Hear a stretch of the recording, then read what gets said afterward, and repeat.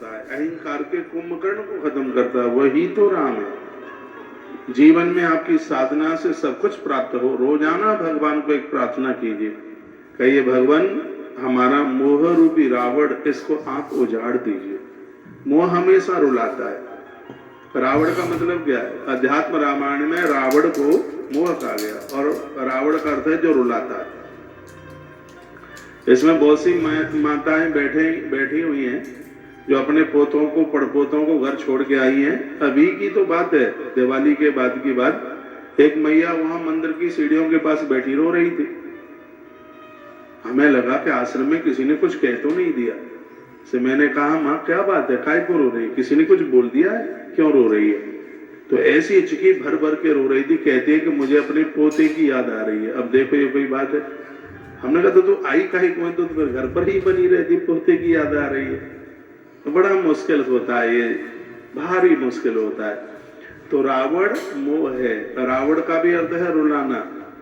तो जो मोह से ग्रसित लोग हैं वो रो ही तो रहे हैं। जिस दिन इस मोह को जीत लिया उसी दिन राम की गुणवत्ता हमारे पास चल के आ गई है। तो रावण तो रुलाता। आइए, तो बड़ी अद्भुत बातें कही गई हैं, आनंद आ गया। न सखा यो न ददात सखे, मित्र नहीं है तो मित्र बनाओ, मित्र नहीं है तो मित्र बनाओ। वेद भगवान कहते हैं कि मित्र को कभी धोखा ना दो। जो तुम्हें बहुत याद करता है, तुम्हारे लिए जीता है, तुम्हारा समर्थन करता है, वो मित्र ही तो है। तो तीनों कालों में तुम्हें छोड़ता नहीं है, वो मित्र है। तो वेद ने क्या कहा? न सखा यो न ददात सखे, वह मित्र ही क्या जो अपने मित्र की सहायता ना करे। मित्र की सहायता हो, जिसको अपना कह दिया है वह कभी पराया नहीं हो सकता। रामायण तो यहां तक कहती है जोन मित्र दुख होई दुखारी, ते नहीं बिलोकत पातक बारी। तो मित्र में ये पूरा वसुदैव कुटुंबकम, ये संसार सब मित्र में ही आता है। पति भी मित्र में आता है, पत्नी भी मित्र में, यहां तक कि माता पिता को भी मित्र का रूप दे दिया गया। तो इसका मतलब है जो आपके आसपास हैं, जो आपके अपने हैं, वो कभी छोड़ने के लायक नहीं है। वेद का वाक्य है उसके मददगार बनिए। ईश्वर ने आपको सामर्थ्य ज्यादा दी है, आपको बल ज्यादा दिया है। नदियों के पास पानी है, इतना सामर्थ्य है कि पहाड़ों को तोड़ देती है। लेकिन नदियों के पास जो सामर्थ्य है वो स्वयं के लिए नहीं है। यदि स्वयं में अपने लिए सामर्थ्य होता तो लोग नदी को गंदा कर जाते हैं, नदी में या रोक नहीं पाती। तो इसका मतलब क्या है जानते हैं? आपके पास में जो सामर्थ्य है वो आपके लिए नहीं है। ऐसा नहीं है किसी ने गाली दे दी तो लाठी उठा करके आप उसकी खोपड़ी फोड़ दें। ये ग्रंथ क्या कहता है? ग्रंथ कहता है कि जैसे नदियों का सामर्थ्य दूसरों के लिए, नदियों का सामर्थ्य स्वयं के लिए नहीं है। यदि स्वयं के लिए सामर्थ्य होता तो किस माई के लाल की ताकत थी कि उसमें वो बाथरूम और थूक करके वो बता देता। लेकिन ये देखिए, किसी ने ये कहा था कि राम जी आकर के मंदिर क्यों नहीं बनवा देते? तो हाँ, जब इतना समय हो गया तो हमारा वेद क्या कहता है? यही तो विशेषता है। नदियों के पास, भगवान के पास सामर्थ्य है, लेकिन वो उस सामर्थ्य का प्रयोग स्वयं के लिए नहीं करते।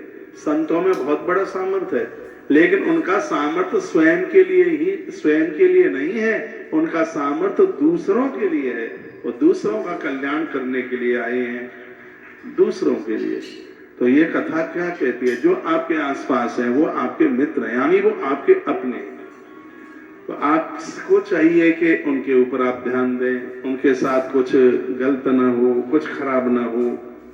तो ये इस सूत्र ने कहा। क्या कहा? वो मित्र ही कैसा है जो अपने मित्र को दगा दे। लेकिन आज तो 50% में व्यापार भी आरंभ हो जाते हैं और मित्र को कब धोखा दे देता। मैं हाथ जोड़ के प्रार्थना करूंगा, जीवन में आप जो कुछ करें सो करें, लेकिन कभी मित्र को धोखा ना दें। जो आपके आसपास के लोग हैं उनको आप कभी धोखा ना दें। कभी इस बात को वेद ने कहा। ऋग्वेद की बड़ी अच्छी सी ऋचा है। हाँ, चारों वेद। आज मैं बड़ा भाग्यशाली हूं कि 2 बजे हमारा भी एक ऐसी लिस्ट में नाम होगा जिसने व्यासपीठ पर बैठ करके चारों वेदों की कथा का आनंद लिया। मेरे लिए आज का दिन बहुत बढ़िया है, क्योंकि आज 22 तारीख को, 22 नवंबर को जैसे 18 पुराणों की कथा, उप पुराणों की कथा, संहिताओं की कथा करने का सौभाग्य पूरा हुआ। जब जब इस धरती पर कभी कोई नाम लिया जाएगा कि फला फला सदी में 18 पुराणों की कथा किसने कही, चारों वेदों की कथा किसने कही, तो उसमें कहीं न कहीं नाम जरूर चल के आएगा। ये भगवत कृपा से, भगवान की कृपा से, और आज इतना बड़ा सौभाग्य प्राप्त हो रहा है जहां आज ये आनंद के साथ में हम कह सकेंगे कि हमने व्यासपीठ से चारों वेदों की कथा कही है। आज चारों वेद पूरे हो जाएंगे। तो आज की कथा में मैं थोड़ा थोड़ा सभी वेदों में से एक एक दो दो सूत्र उठा करके बात करूंगा।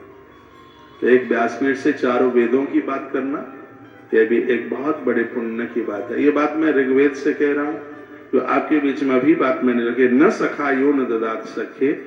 मित्र वह क्या मित्र है जो अपने मित्र की सहायता ना करे, अपने मित्र को धोखा दे। ये नहीं होना चाहिए। मित्र के द्वारा सुख मिलता है। कृष्ण को भी मित्र की आवश्यकता पड़ी, राम जी को भी मित्र की आवश्यकता पड़ी, यहां तक भगवान ने भी त्रिपुर को अपना मित्र बना लिया। मित्र से सुख मिलता है। तो यह बात बड़ी अद्भुत कही गई। तत्पश्चात फिर कहा, जो आज मैंने आज के प्रवचन को सत्य से आरंभ किया है, पूछा गया सत्य क्या है, तो वेद ने कहा कि सत्यस्य नाव सुकृत पीपरण, यानी सत्य एक नाव है, सत्य एक जहाज है, जिस पर आप बैठकर आसानी से भवसागर को पार कर जाओगे। ये नाव डूब सकती है, लेकिन सत्य की नौका कभी भी डूब नहीं सकती। तो सत्य की नाव, सिरा दे, सत्य की, इधर नहीं जाना, सत्य की नाव पर बैठ करके और आप इस संसार की नदी को पार कर जाओगे। ऐसा ग्रंथों ने वर्णन किया है। आप इस नाव को छोड़ मन दीजिए, यही नाव बैठने के लायक है, जिससे हम भवसागर से पार हो सकते हैं। देवानाम सक मुपशेदमा वयम, बहुत प्यारी बात है। देवानाम सक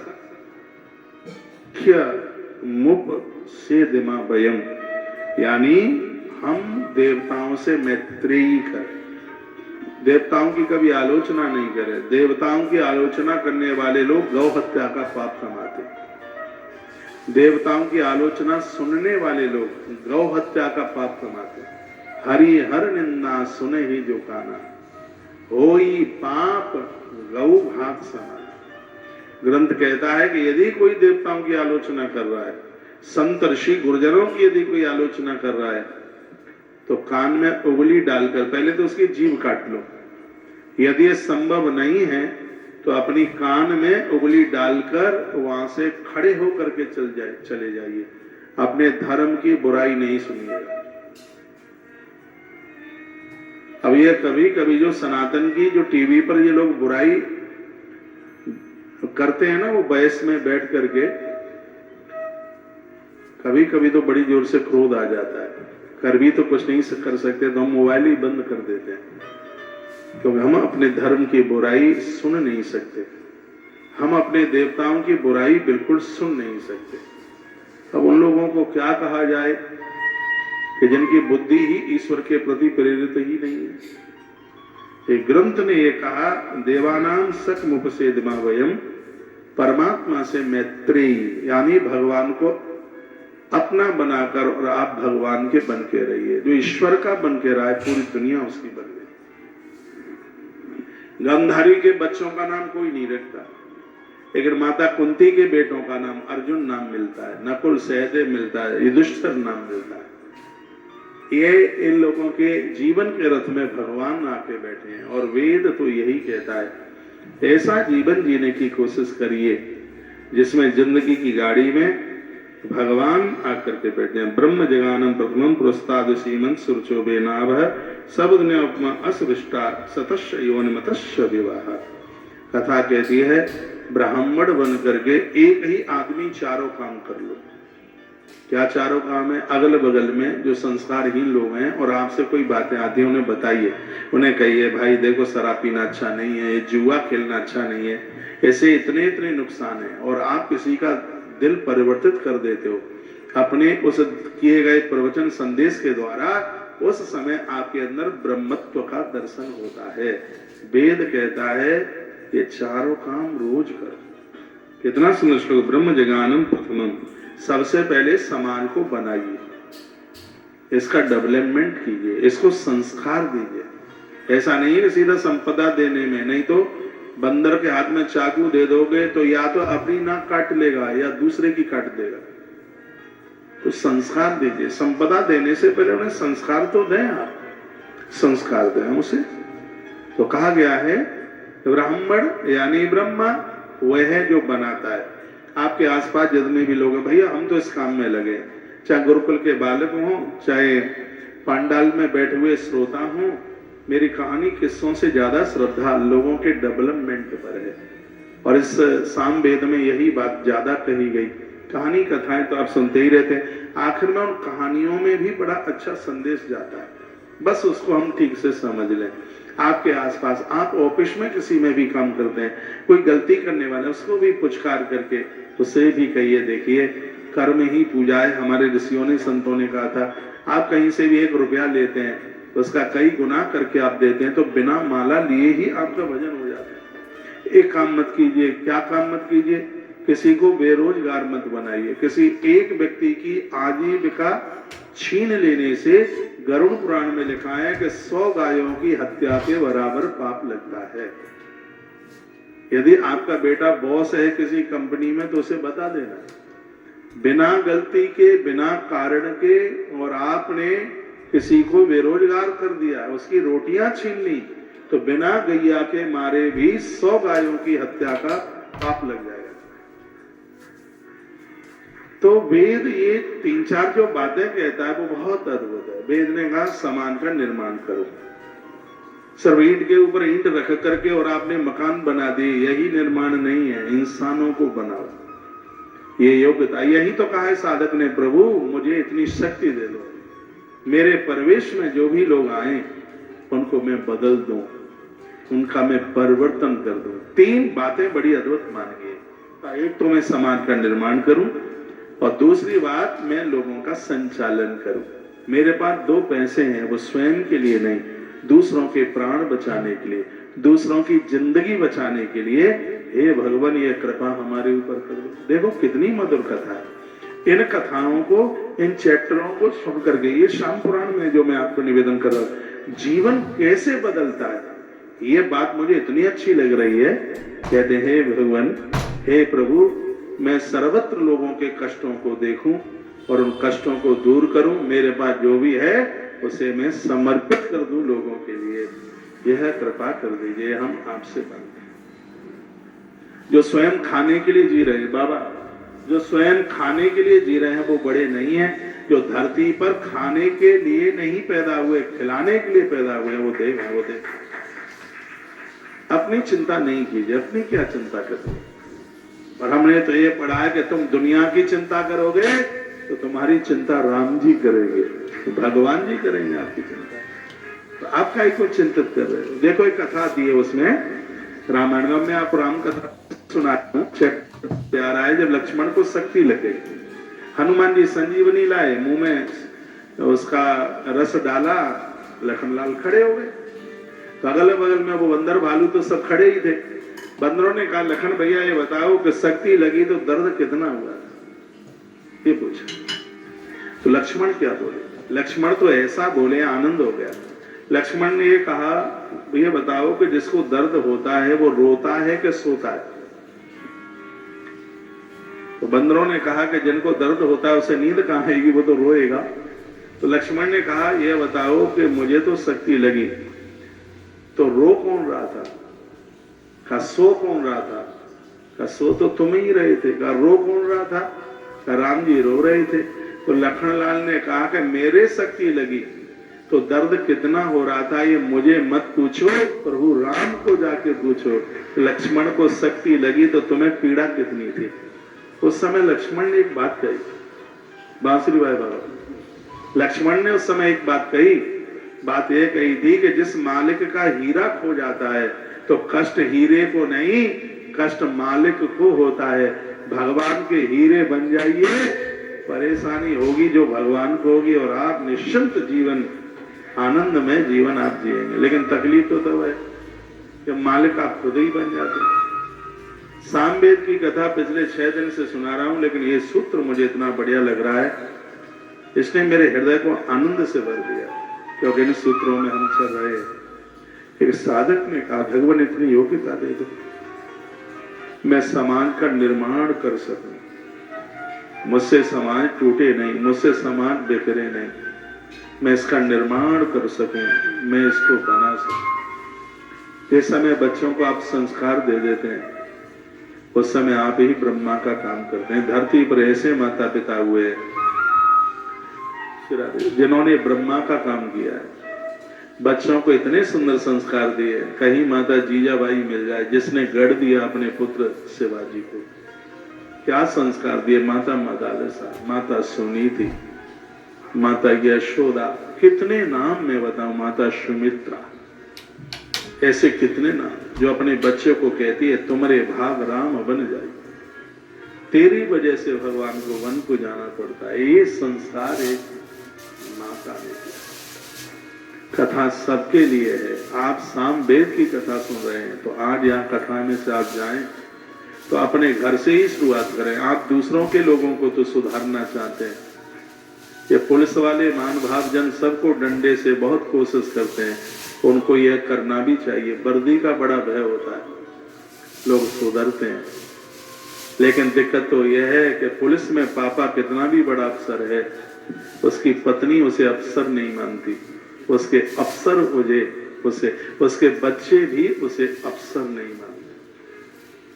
बात तो यह है, घर के लोग हैं आपके घर में, ये मानेंगे नहीं तो भी आप कोशिश कीजिए। इनको अभी छोटे हैं, इनका परिवर्तन हो जाएगा।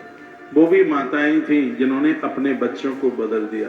तो सामवेद कहता है कि आपने मनुष्य जीवन धारण करने का पूरा फल प्राप्त कर लिया। ब्रह्म जगानम प्रथमम, सबसे पहले आप ब्रह्मा जी वाला काम कीजिए। प्रथमम, सबसे पहले ब्रह्मा जी वाला काम कीजिए। क्या काम करना है कि आपको समाज का निर्माण करना है, और आपके सानिध्य में लोग आते रहते हैं, जाते रहते हैं, उनको आप बनाइए, उनको काबिल बनाइए। आपके पास कुछ है तो कुछ सेव कीजिए। रात्रि को मैं फोन सुनता हूं सबके, आज भी मैं सुनूंगा। रात्रि को 8 बजे से लेकर 9 बजे तक सबकी कॉलें सुनता हूं, 1 घंटा मुझे लगता है। तो बड़े फोन आते हैं, पूरा 1 घंटा सब लाइन ट्रैफिक में जाम ही रहती है, सब अपनी अपनी दिक्कत, अपनी अपनी परेशानियां बताते हैं। एक तो कल बहन इतना रो पड़ी, कहती है कि मेरा पति हॉस्पिटल में, पटना से था फोन, और पता नहीं कितने लाखों में रुपया खर्च होगा, मेरे पास 25 रुपए भी नहीं है, और वहां बिल कई लाखों का है, कैसे भी मेरे पति को बचा लिया जाए। मैंने कहा जी हमारे पास और तो इतना बड़ा सहयोग नहीं हो सकता, तुम अपने पति का इलाज कराओ, डॉक्टर का नंबर हमें दे देना, और हम पूरी कोशिश, आपको एहसास दिलाना चाहते हैं, आप ये ना कहें कि दवाई के बिना मेरे पति का जीवन चला गया। तुम अपने पति का ठीक से इलाज कराओ और पैसों की पेमेंट की बिल्कुल चिंता ना करो। जब ये बात हमने बोली, उस बहन ने कितने आशीर्वाद दिए होंगे, मुझे लगता है कि 10-10 यज्ञ करने पर भी वो आशीर्वाद न मिले। वेद हमें आदेश करता है कि समाज को टूटने मत, इसको जोड़ करके रखो, इसको बिखरने मत दो। कुछ ऐसा कार्य न करो जिससे समाज टूटे, जिससे परिवार टूटे, ऐसा काम नहीं कीजिए बिल्कुल भी। कैंची काटने का काम करती है, जानते हैं आप कैंची? एक बाबा जी टेलर के यहाँ गए तो उन्होंने टेलर मास्टर के पास 2 चीजें देखी, एक कैंची थी और एक सुई थी। तो महात्मा ने देखा कि सुई को वो कॉलर में लगाई है, कॉलर में, और कैंची को पाम के नीचे दबाई है। साधु लंगोटी बनवाने के लिए गया, दोनों चीज उसने देखी। तो उसने पूछा कि आपने कैंची को पाम के नीचे दबाया और बार बार सुई को कॉलर से निकालते और वहीं लगा देते, तो बात समझ में नहीं आई। तो उसने कहा कि कटे हुए को मुझे जोड़ना होता है, सुई को नजदीक रखता हूं क्योंकि कटे हुए को जोड़ती है, और मुझे भय कि कैंची कहीं कपड़े में लिपट करके कोई नया कपड़ा ना काट दे, इसलिए इसको पाम के नीचे दबा के रखता हूं। महात्मा चौराहे पर आया और उसने कहा, सुनो मेरी बात सुन लो, मैं तुम्हें संदेश देना चाहता हूं, जो जोड़े हुए को काटता है वो कैंची की तरह पाम के नीचे दबा दिया जाता है, कुचल दिया जाता है। जो सामान को काटने का काम करेंगे उन्हें कैंची की तरह पाम के नीचे खदेड़ दिया जाएगा, और जो कटे हुए को सुई की तरह जोड़ने का काम करेंगे उन्हें बाजुओं में लिया जाएगा, उन्हें गले से लगाया जाएगा। बहुत आग्रह पूर्वक निवेदन है, हमसे समाज कटना नहीं चाहिए, हमसे परिवार कटने नहीं चाहिए, टूटने नहीं चाहिए। मेरी बहनें बिल्कुल नहीं बुरा मानिएगा, बहुत ज्यादा ऐसा होता है तो बहनों की वजह से परिवार बिखर जाते हैं, भाई भाई में दूरियां हो जाती हैं, सबको नहीं लेकिन फिर भी ऐसा होता है। और यहां तक के तो कभी कभी तो बहनें धरने पर बैठ जाती हैं आदमी के लिए, कहते तब तक पानी नहीं पीऊंगी, खबरदार जब तक थैला लेकर के इस घर से नहीं निकलोगे, मुझे तो इन कलमुओं का मुंह भी नहीं देखना। और वो ऐसे ही बोलती है। आदमी यहीं परास्त है और वहीं हारा है आदमी। जो सजग समझदार बहनें हैं उनके द्वारा ऐसा कभी भी नहीं होता। आप इस समाज का डेवलपमेंट कीजिए, आप ब्रह्मांडी हैं, ये समाज आपके द्वारा ही आपके बलबूते खड़ा हुआ है। हाँ, वो कात्यायनी माता है, जब धरती के अपराधों को और अपराधियों को समाप्त करने के लिए महात्मा कात्यायन की झोंपड़ी में आधी रात को मां प्रकट हो जाती है, वो आप ही तो देवियां हैं। स्त्री पुरुष कोई भी हो, इस ग्रंथ के इस श्लोक को मानिए, मंत्र को मानिए, ब्रह्म जगानम प्रथमम, सबसे पहले आप ब्रह्मा का काम यानी निर्माण का काम कीजिए, बनाइए इसको समाज, बच्चों को बनाइए, पहले परिवार को बनाइए, उसके बाद में संचालन उसका फिर क्या करना है आपको, अब आप उसको चलाना है। चीजें तो आपने बना के तैयार कर दी, लेकिन इनका संचालन कैसे होगा, और जिस समय इसका आप संचालन इसको ठीक से आप इसको चला देते हैं, साक्षात विष्णु के रूप में आप हैं। ऐसे आप में बहुत लोग हैं जिनकी वजह से लोगों के घर चल रहे हैं, बहुत है आप में। कितने नौकर चाकर आपकी मेहनत से पल रहे हैं, आप विष्णु का काम कर रहे हैं। सीधी सी बात है, आपके किए गए कार्य से किसी का चूल्हा जल रहा है, आप नारायण का काम कर रहे हैं। ऐसे लोग मुझे बहुत अच्छे लगते हैं, ऐसे मेहनती लोग। हम रामकृष्ण को पढ़ते हैं, भगवान कृष्ण ने ना मथुरा का लिया ना श्री ब्रज का लिया, उन्होंने तो खारे पानी के ऊपर द्वारका बना के तैयार कर दी। ऐसे कर्म योगी बनिए। आपने क्या इकट्ठा किया ये सोचने की जरूरत नहीं है, आपने समाज को क्या दिया ये विचारने की जरूरत है। कभी कभी लोग कहते हैं हमें कुछ मिला ही नहीं, हमें कुछ मिला, मुंह लटक गया। पहले मेरे साथ एक आध लोग थे, किसी के घर जाते भोजन करने के लिए तो लिफाफा खोल के देखते, क्या इसमें कितना है। एक को था कोई, अब मुझे ध्यान में नहीं है, पुरानी बात थी, और उस समय लाल वाला 2 का नोट चलता था। हाँ, तो उसमें लिफाफे में 2 की नोट रखी थी, और मुंह कुप्पा हो गया बाबा, और मैं तो भाप गया। अब आदमी 24 घंटा संग रहे तो क्या पता नहीं लगता कि मुंह क्यों भूल गया। तो मैंने बहुत पूछा, वो बताया ही नहीं। मैंने कहा तुम्हें बताना होगा, ये कोई बात है कि 2 घंटा यहाँ हो गया आए और 2 रुपये ही मिला है दक्षिणा में। मैंने कहा तो मिला ही तो है, तुमसे किसी ने, अरे ऐसे कैसे हो जाएगा हैं, 2 रुपया मिला है। मैंने कहा सौगंध तुम्हें हनुमान जी महाराज की है, तुमने कभी किसी को दक्षिणा दी है क्या? मुझे मेरे जीवन में पहला आदमी मिला जो कहता है कि मैंने अपनी इस उम्र तक, 58 साल उम्र थी उस समय उनकी, कहा मैंने कभी 1 रुपया बहन को नहीं दिया, मैंने कभी 2 रुपए का साबुन नहीं खरीदा, मैंने कभी मंदिर में 1 पाई नहीं चढ़ाई। तो मैंने कहा बाबा रोने की जरूरत नहीं है, प्रकृति में वही मिलता है जो तुमने दिया है, संतुष्ट रहने की कोशिश कीजिए। तो ब्रह्म जगान प्रथमम प्रस्तादि श्रीमतः शुचो वेनाव सबुध्या उपमा सृष्टा सदस्य वनमतस्य विवाह। ग्रंथ की गाथाएं बहुत अद्भुत हैं, आनंद कर देने वाली। दुर्गुण अपने खत्म कीजिए, जिनका कोई नहीं है उनके लिए सहयोगी बनिए, जो समाज बिखर रहा है उसको एकजुट कीजिए। ये बात इस ग्रंथ में कही गई। अगली बात है देवानाम सख्य मुपसेदमा भयम, देवताओं के साथ मैत्री बना करके रखिए। मार्धीनम संतोषधि, हमारे लिए औषधियां, ये देखो भगवान से मांगा है प्रभु हमारे लिए औषधियां भरपूर हो, हमें औषधियां मिलती हो। नीम की पत्तियां औषधि में आती हैं, श्वास की बीमारी खत्म होती है। कल मैंने इसी व्यासपीठ से बोला है भगवान सूकर का एक नाम वराह है।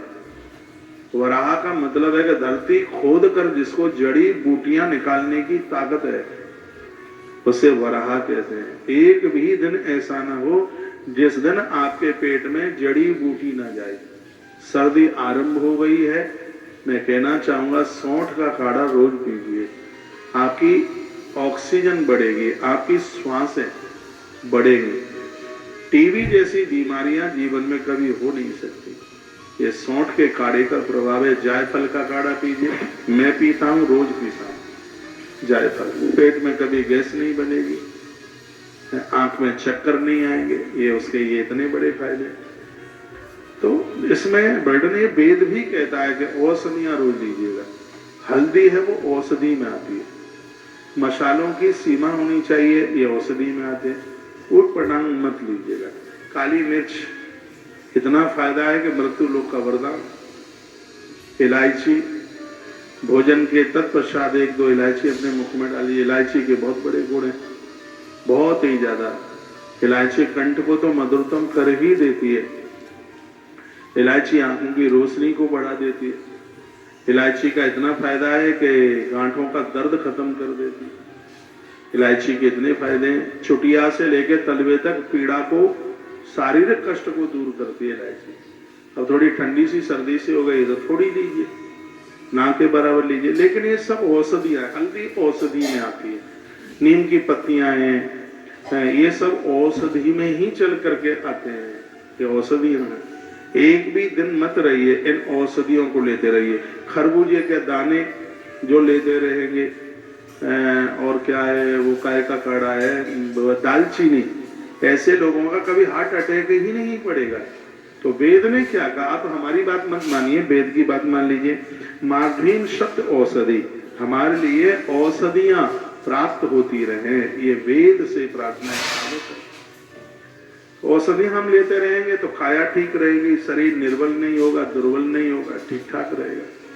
पहले लोग वन में रहते थे, कंद मूल फल खाते थे, जिंदगी बड़ी अच्छी तरह से, एक लंबी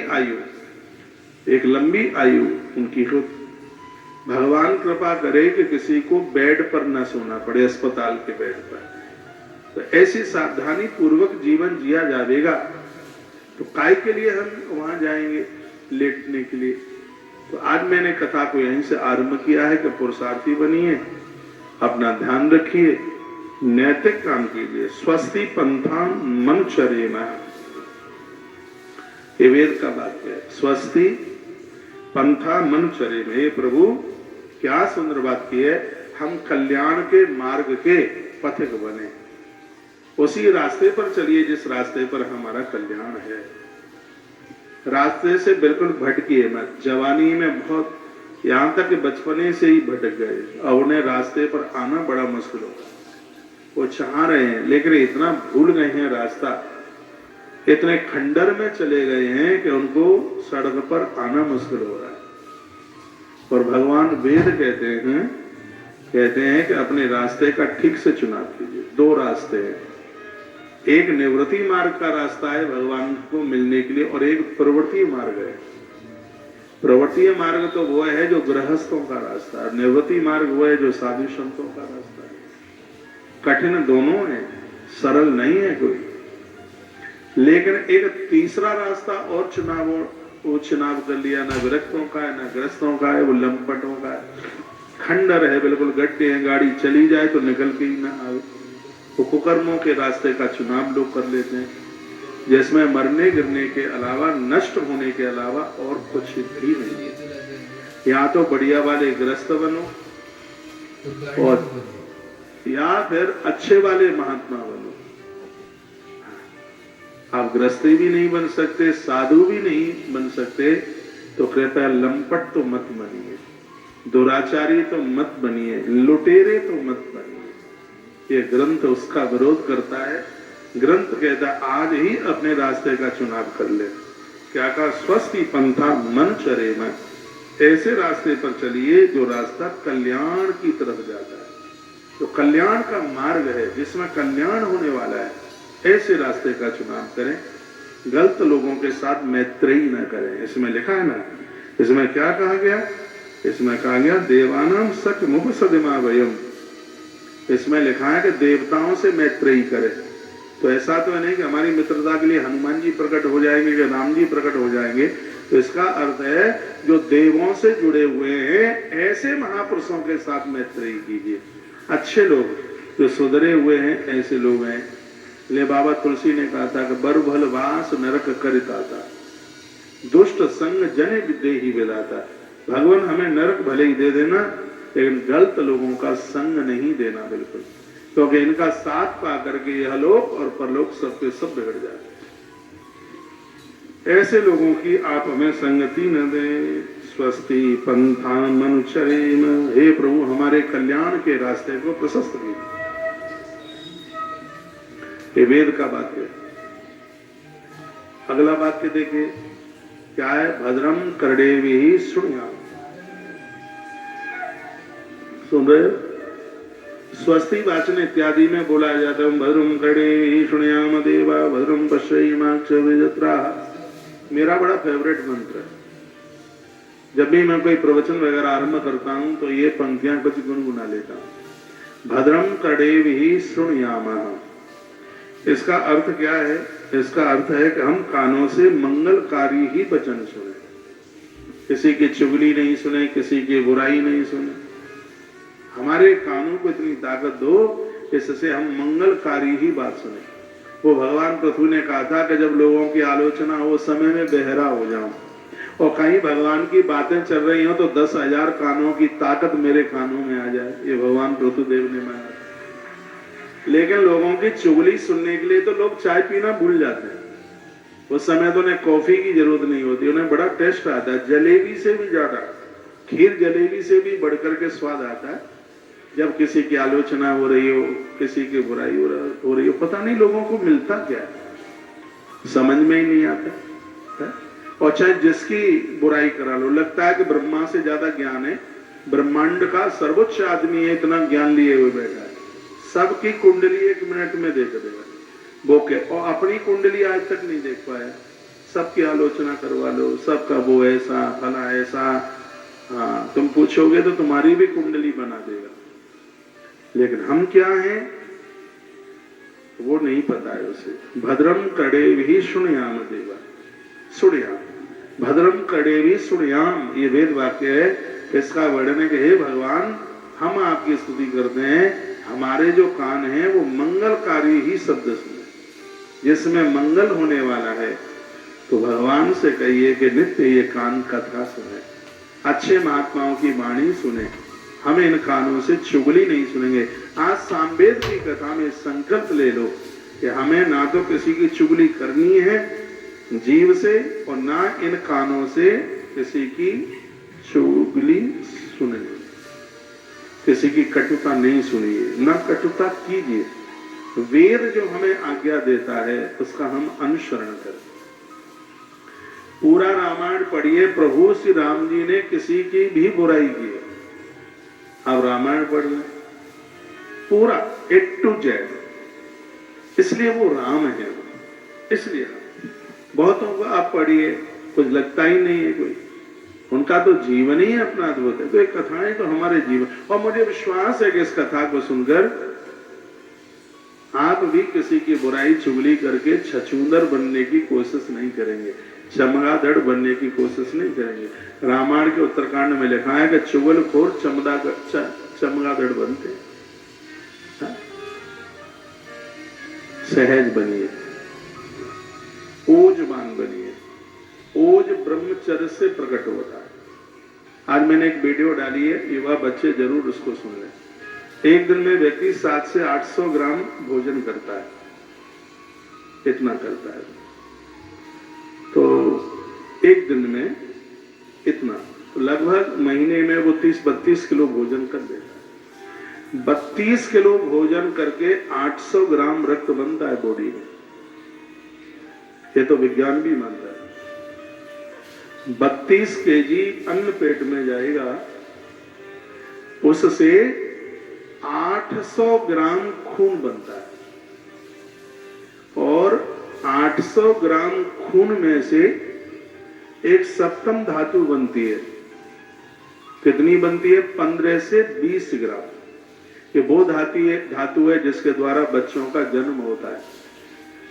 कुकर्मी लोग कुकर्म करते हुए 1 महीने में एक बार भी उन्होंने स्त्री संग किया, कुकर्म किया, तो इसका मतलब है कि उनकी 1 महीने की कमाई खत्म हो गई। 1 महीना अन्न खाने से वो इतनी ही धातु बनती है जो कि एक बार के संसार भोग में उसकी वो शक्ति क्षीण होती है। कितना बड़ा अज्ञान, कितना बड़ा अपराध। सुकरात को पूछा गया था, किसी ने पूछा उसे ये बताइए कि स्त्री पुरुष का संग कितना, समागम कितना होना चाहिए? तो सुकरात ने कहा कि जीवन में एक बार। तो साधक ने पूछा कि यदि इससे तृप्ति ना हो? तो सुकरात ने कहा कि साल में एक बार। का उससे भी तृप्ति ना हो तो उसने कहा महीने में एक बार। फिर का इससे भी तृप्ति ना हो तो उसने कहा महीने में 2 बार। फिर सुकरात को पूछा गया इससे भी मन ना भरे तो फिर उसने कहा एक चिट्ठी लिख दे मौत के लिए, दवाइयां अपने पास में लाके रख ले और मौत को दे दे न्योता, मरने की तैयारी कर ले। सुकरात ने इसके ऊपर बड़ा अद्भुत जोर दिया। बच्चे यदि मेरी बात को सुने, मैं यह कहना चाहूंगा, इस ताकत से, ब्रह्मचर्य साधना से बढ़कर अभी तक धरती पर कोई ताकत ही प्रकट नहीं हुई। और अच्छे कामों की कल्पना दुराचारियों से कभी भी नहीं की गई। इसलिए हमारा वेद भी कहता है कि ब्रह्मचर्यम महाबलम, इसके बराबर कोई साधना नहीं। स्त्री पुरुष दोनों के लिए कहा गया, इससे बड़ी और कोई शक्ति नहीं है। तो कान से जैसा सुनेंगे वैसा ही आचरण आ जाएगा, आंखों से ज्यादा देखेंगे जैसा वैसा ही आचरण आ जाएगा, जैसा आप पढ़ेंगे किताबें वैसे ही बन जाओगे। अभी मैंने 3 दिन पहले बोला है, जैसी किताबें पढ़ेगा स्त्री पुरुष एक दिन वो वैसा ही बन जाएगा। तो अच्छा साहित्य पढ़िए, अच्छे चित्र देखिए, और भद्रम तड़ेवी ही शृणुयाम, अपने कानों से अच्छा सुनिए। ऐसा सुनिए जो मंगलकारी है, ऐसा सुनिए जिसके सुनने से इस जगत का मंगल हो।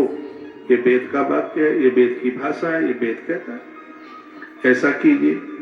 भद्रम कड़ेवी शृणुयाम। तत्पश्चात आगे की बात कही, मां गृधकश्य स्वदनम। क्या कहा कि यदि किसी का धन है उसको देख करके ललचाऊंगा। मैं भगवान की पवित्र व्यासपीठ से बोल रहा हूं, मुझे ऐसे आश्रमों में, ऐसे महात्माओं के चरणों में रहने का सौभाग्य प्राप्त हुआ है जिनके एक थैले में 20 लाख रुपया होते थे। वो बाहर रहते थे लंदन में, और थैला ताला वाला नहीं डरा,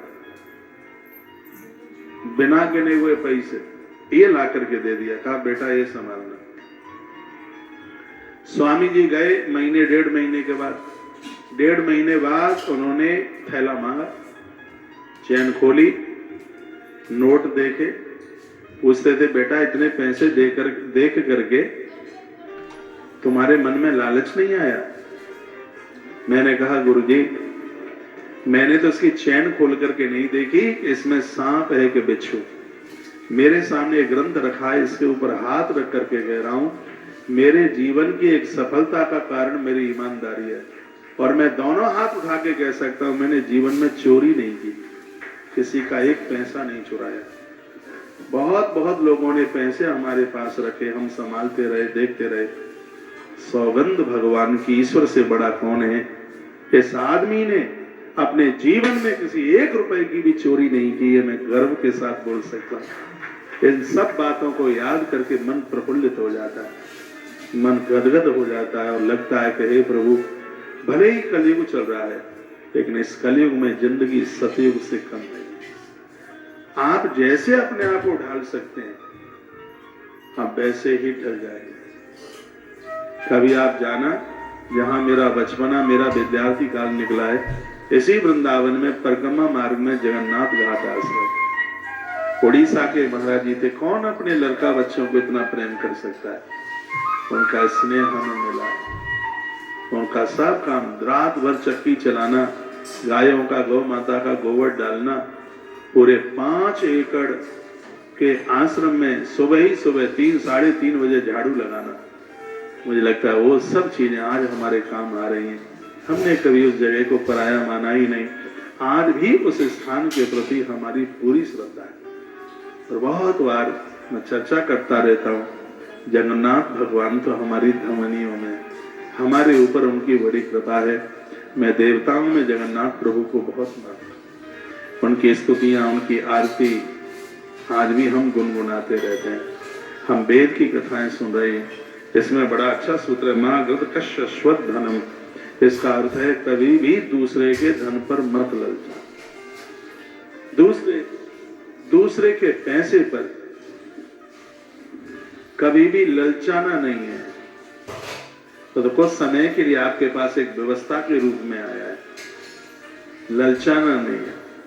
कभी भी किसी के पैसे में हेरा फेरी नहीं करनी है। ईमानदारी तो 1000 मनकों की माला में एक दमकते हुए हीरे की तरह है। ऐसा जीवन, ऐसी जिंदगी जीने का लोग बड़े होशियार बनते, कहते हमें तो कोई देख ही नहीं रहा। इस प्रकृति में देर है, इस प्रकृति में अंधेर नहीं है। बिल्कुल देरी तो हो सकती है परिणाम को आने में, लेकिन ऐसा नहीं है गफलेबाजी चल जाएगी और हम बच जाएंगे उस दंड से। यह कभी भी नहीं हो सकता। इसलिए बहुत संभल करके अपना जीवन जीने की कोशिश कीजिए। सूत्र मुझे बड़ा अच्छा लगा, मां गृधकश स्वत धनम। किसी के धन को देख करके किसी के धन पर ललचाओ मत। दूसरे के धन को अपना ना मानो। अपना ही धन अपना नहीं है तो दूसरे का धन अपना कैसे हो जाएगा।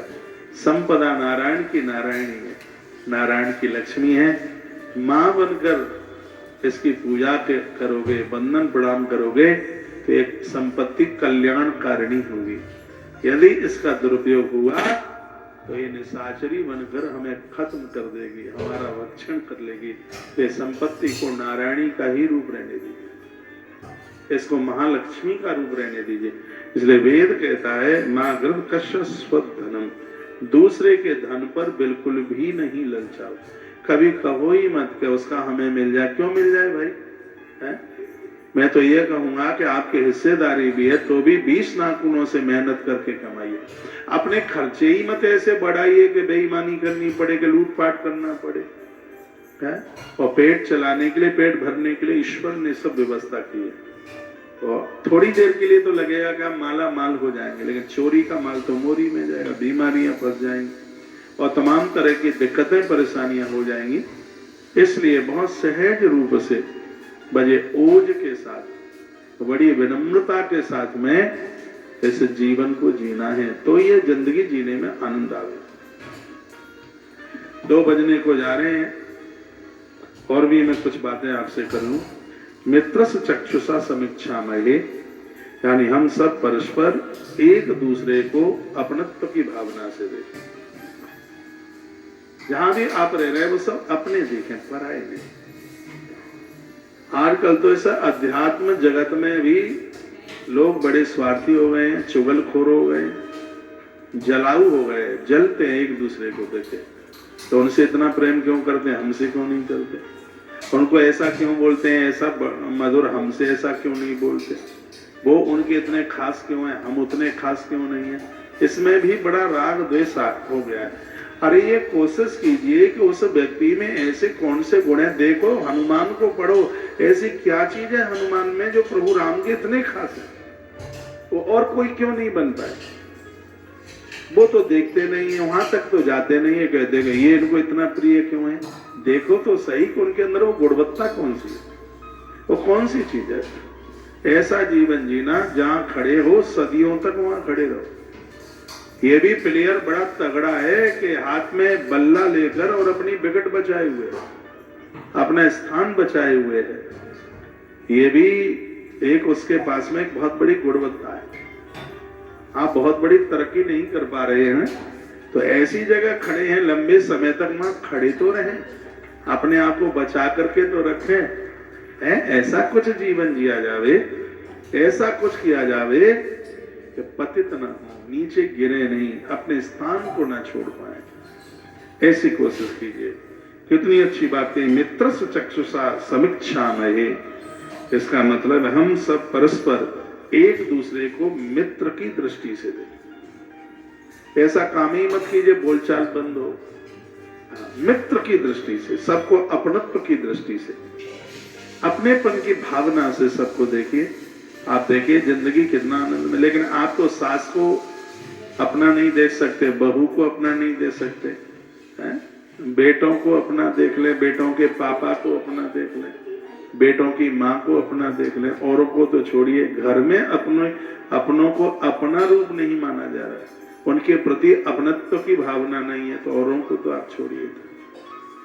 और वेद क्या कहता है, वेद क्या कह रहा है, मित्र चक्षुषा समीक्षा में। आप अपनों को मित्र की दृष्टि से देखिए, अपनत्व की दृष्टि से देखिए, पराई की दृष्टि से। यह वेद का बात है।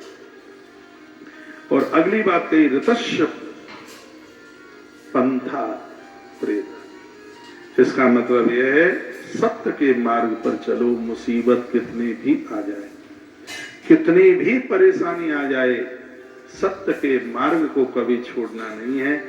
यात्रा पूरी होगी, जो सत्य के रास्ते पर चलेगा तो एक दिन चित्रकूट पहुंचेगा, भगवान की कृपा के स्थान पर वो बिल्कुल पहुंचेगा। सत्य को छोड़ना नहीं है। प्राण जाए वर वचन न जाए, भले ही प्राण चले जाए, लेकिन हमें सत्य से अलग होना नहीं है। ग्रंथ वेद ने सत्य के ऊपर बहुत बड़ी बात कही, इसलिए भगवान का एक नाम है सत्य नारायण। तो हमेशा सत्य का ही साथ देते हैं। जो सत्य के रास्ते पर जो चल रहा है, भगवान उसे कभी अकेला नहीं छोड़ते। प्रहलाद की कथा पढ़ लेना, इसके लिए दिक्कतें आएंगी, परेशानी आएंगी। सत्य के पालन में हो सकता है जहर भी पीना पड़े, सत्य के पालन में हो सकता है आग में भी जलना पड़े, सत्य के मार्ग का चुनाव करने में हो सकता है हाथियों के नीचे भी कुचल दिया जाए, और सत्य के चुनाव में हो सकता है अग्नि में भी जलना पड़े, सत्य के चुनाव में हो सकता है तलवारों के ऊपर भी चलना पड़े। ये सब सहन कर लेता है, अपने सत्य को नहीं छोड़ता, उसी इंसान को प्रहलाद कहते हैं। और ऐसे प्रहलाद के लिए भगवान खम्भ फाड़ के प्रकट होते हैं, यानी कड़ कड़ से प्रकट होते हैं। ये बात कही गई है, बड़ी अलौकिक बात है, बड़ी दिव्य बात है।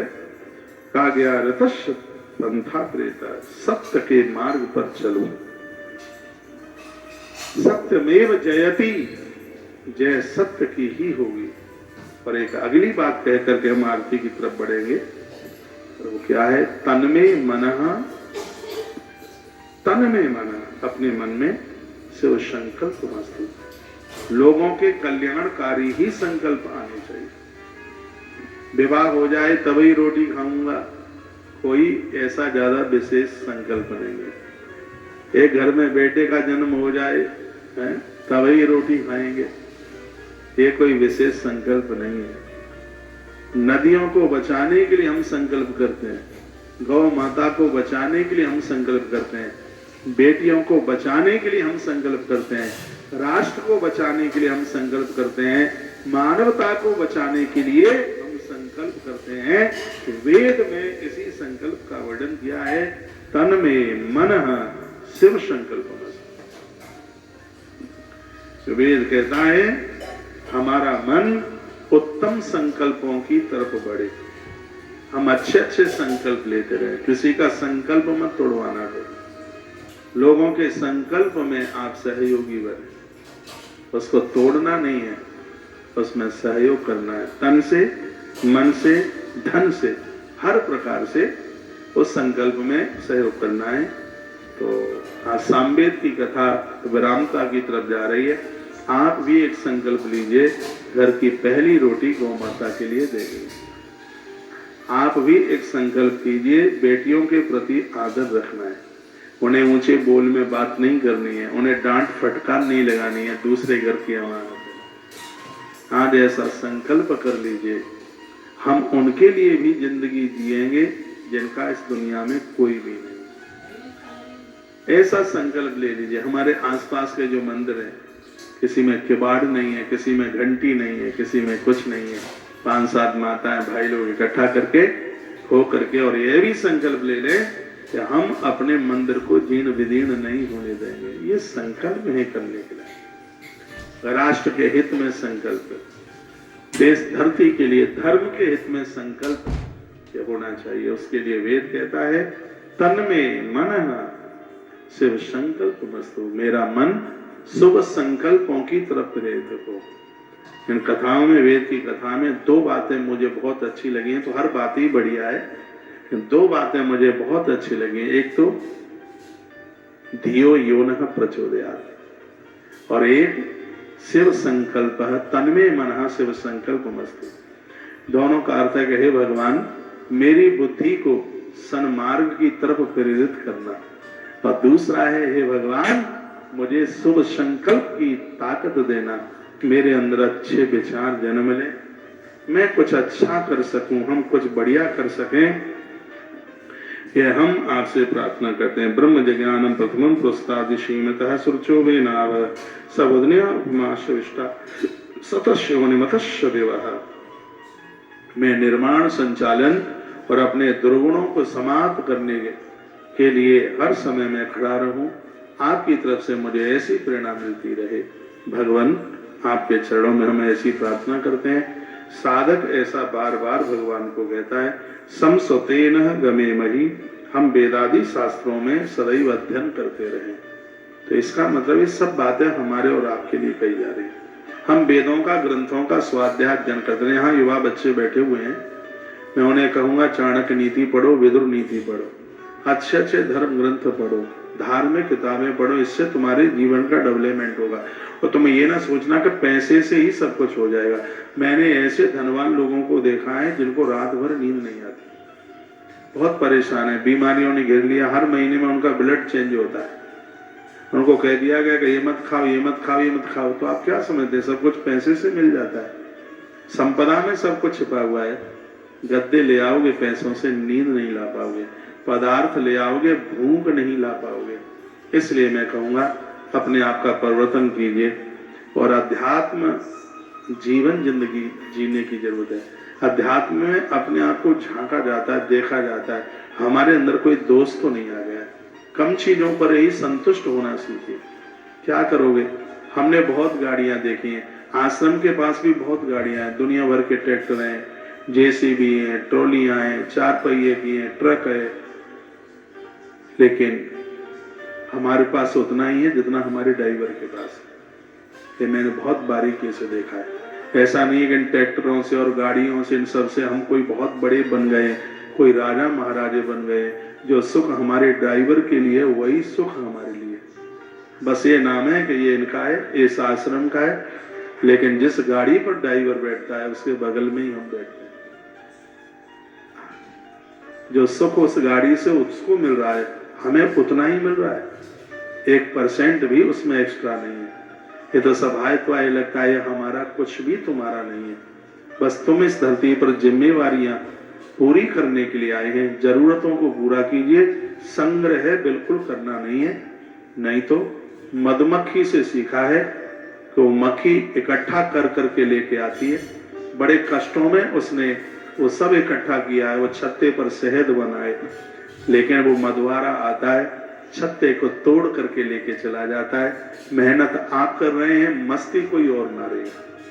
मेहनत आपकी हो रही है, दिन रात एक कर दिया है, हड्डी पसलियां तोड़ डाली है। लेकिन इसकी तो मस्ती कोई और ही लेगा, क्योंकि उस धन की वैल्यू समझी जाती है जो 20 नाखूनों से कमाया जाता है।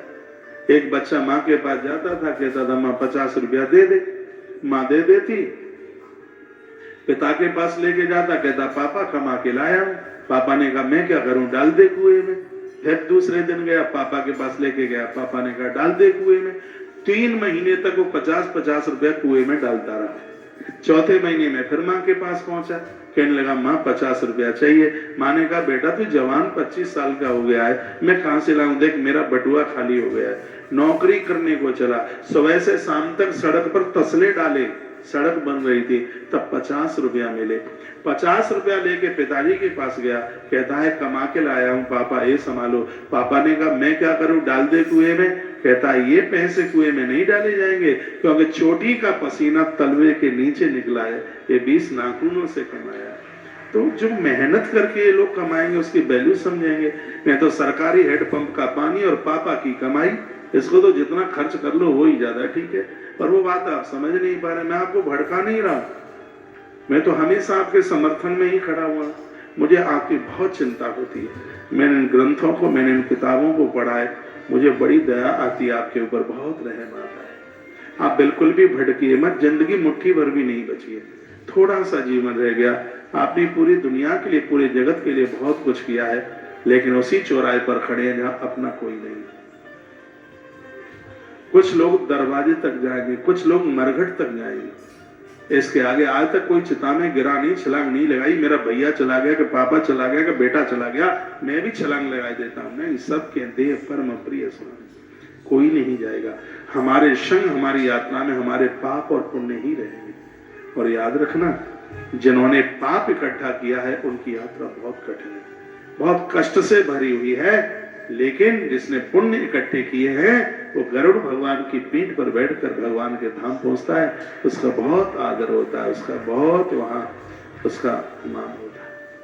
तो वेदों की कथा में मैं आपको कहूंगा कि वेदों में, शास्त्रों में जो लिखा है, अब अगली कथा में बहुत जल्दी आपको योग दर्शन सुनाने के लिए जा रहा हूं। योग दर्शन जो 6 शास्त्र है ना, उसका प्रथम ग्रंथ है योग दर्शन, बहुत अद्भुत है। और महात्मा पतंजलि ने बड़े अद्भुत व्याख्यान किए। उसका एक सूत्र बोल दूं मैं आपको। योग दर्शन का पहला सूत्र, अहिंसा प्रतिष्ठायाम तत्सन्निधौ वैरः त्यागः। महात्मा पतंजलि ने कहा बढ़िया जीवन जीना चाहते हो तो मन वचन कर्म से हिंसा आज ही छोड़ दो, आप आनंद में जिएंगे। पहला सूत्र है ये दर्शन का। तो अगली कथा आप योग दर्शन आप सुनेंगे और बहुत उसमें आनंद होगा। लेकिन चारों वेदों की कथा सुना करके अभी मेरा मन भरा नहीं है। आने वाले समय में चारों वेद एक महीने की कथा सुनाई जाएगी। 1 महीना ऋग्वेद, 1 महीना यजुर्वेद, 1 महीना सामवेद और 1 महीना अथर्ववेद। तो 4 महीने में चारों वेदों की कथा जब सुनेंगे बहुत आनंद की अनुभूति होगी, बहुत आनंद आएगा। जो भी आपको कुछ अच्छा लगा है, भगवान नारायण की वाणी का प्रभाव है। सामवेद की कथा में जितनी भी त्रुटियां रही हैं, गलतियां रही हैं, वो सब मेरी हैं। भगवान कृपा करे, मां शारदा कृपा करे। सरस्वती माता को मैं बहुत मानता हूं, वो मेरी जननी है और कथा के समय पर वो बीड़ा धारणी माता, बीड़ा बाजनी माता मेरे जीव पर होती है। मैं तो सिर्फ होठ हिलाता हूं, कुछ समझाने का, बोलने का काम तो मेरी माई करती है, मेरी माँ करती है। तो इस कथा में जो भी कुछ अच्छा बढ़िया कुछ बातें समझ में आई हैं, तो वह तो भगवान नारायण देव की वाणी से निकले हुए शब्द है। मैंने तो आपके बीच में सिर्फ परोसने का काम किया है। रसगुल्ला अच्छा बना है, परोसने वाले की कलाकारी नहीं है, बनाने वाले की कलाकारी है। वो हलवाई बहुत बढ़िया है, लेकिन कभी कभी परोसने वाले रसगुल्ले को रायते के कुल्हड़ में डाल देते हैं, तो रसगुल्ला तो बहुत मीठा होता है, उसका स्वाद बदल जाता है। भगवान की कथा तो अच्छे हलवाई के द्वारा बनी है, लेकिन हम जैसे लोग कभी गलती से बढ़िया सी गुलाब जामुन को रायते के कुल्हड़ में पटक देते हैं, अपनी बातें मिला देते हैं, स्वाद खारा हो जाता है। नहीं तो ये कथाएं तो नीरस नहीं है, ये सरस है। इनमें कहीं जो भी कोई त्रुटि सी दिखाई दे रही है तो हम जैसे अल्पज्ञ लोगों की है, हमने इसमें मिलावट कर डाली। हमसे मतलब मैं सभी को बोल रहा हूं, भगवान की कथा में कहीं कोई किसी भी प्रकार की कोई कमी नहीं है।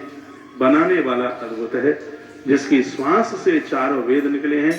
हिंदू, मुसलमान, ईसाई से कोई भी हो, मनुष्य जाति का जो भी कोई इस वेद को पढ़ेगा सबका कल्याण होगा। ये नहीं कि वेदों के द्वारा हिंदू का ही कल्याण होगा। मानव जाति में जो भी इसके सूत्रों को अपने जीवन में उतारेगा निश्चित रूप से उसका कल्याण हो जाएगा। मैं तो कहूंगा इन वेदों को तो सबको ही पढ़ना चाहिए। जिस समय सृष्टि की कल्पना भी नहीं की गई थी उस समय भगवान की श्वास से वेद प्रकट हुए। इस पूरे मृत्यु लोक का नहीं पूरे ब्रह्मांड का सबसे पहला जो ग्रंथ है उसका नाम है ऋग्वेद। दूसरा ग्रंथ है उसका नाम है यजुर्वेद। तीसरा ग्रंथ है उसका नाम है सामवेद और चौथा ग्रंथ है उसका नाम है अथर्ववेद। इसमें से फिर उपनिषद बन करके तैयार हुई, स्मृतियां बनी, इसमें से संहिताएं बनी, पुराण बने और पूरा जीवन भर हम इसको पढ़ते रहे। हमारी आयु कम हो जाएगी लेकिन हमारे पुराणों का व्याख्यान पूरा नहीं हो पाएगा। लोकमान्य बाल गंगाधर तिलक ने अपनी स्पीच में एक बड़ी अद्भुत बात कही थी और कहा था यदि मुझे कहीं से ऐसा हौसला मिल जाए, मुझे कहीं से ऐसा वरदान मिल जाए कि मैं इन भारतीय ग्रंथों को लोडिंग करना शुरू कर दूं, तो वो कहते हैं ऊपर उड़ने वाले वायुयान, रेंगने वाले मोटरयान और पानी में चलने वाले जलयान, इन सब की लोडिंग की जाए तो वाहन कम पड़ जाएंगे, हमारे ग्रंथ पूरे लोड ही नहीं हो पाएंगे। तो कहते हैं कि इन ग्रंथों को ले जाने की मुझे कहीं अनुमति मिल जाए तो नरक में पड़े हुए लोगों को इन ग्रंथों के माध्यम से मैं स्वर्ग भेज दूंगा। ये लोकमान्य बाल गंगाधर तिलक ने ये बात कही थी। तो जो जीवन निकला है भैया वो तो निकल गया है, बचा खुचा सा जीवन जो बचा है इसको आप संपूर्ण बचे खुचे जीवन को ईश्वर के साथ जोड़ करके निकालिए। इस ग्रंथ में अभी मैंने जो आपको बात कही है, संस्कृतेन गमे मई, हम वेदादि शास्त्रों में संपन्न रहे, हम वेद आदि से दूर न जाए, ग्रंथ पुराण कथाएं सुनकर उसके ऊपर हम अमल करें और उसी के सहारे हम अपने जीवन को जिए। ऐसी बात कही, परैतु मृत्यु अमृतम न हेतु, हमसे मृत्यु दूर रहे और हमें अमृत पद को प्राप्त करे। मरना तो सबको है लेकिन जो समय से मरता है, अच्छे काम करते हुए मरता है, उसकी मृत्यु उत्सव बन जाती है। तो एक साधक ने इस ग्रंथ में कहा गया है कि हम ऐसे मरे कि मरने के बाद भी हम जिंदे बने रहे। बहुत लोग जिंदे होने पर भी मरे थे और बहुत लोग मरने के बाद भी जिंदे हैं। रावण के जमाने में रावण जिंदा होने पर भी मरा था, कंस के जमाने में कंस जिंदा होने पर भी मरा ही हुआ था। और हमारे गांवों की कहावत है, जब कोई बहुत ज्यादा परेशान करता है तो गांवों की माता कहती है, अरे निपूते तू भी बहुत जल्दी मरेगा, मौत तेरा इंतजार कर रही है। उस समय इनकी वजह से भी वृद्ध लोग, समाज के लोग ऐसा ही बोलते थे। जो लोग चले गए वो आज भी जिंदे हैं, जो लोग जिंदे थे तभी वो मरे हुए थे।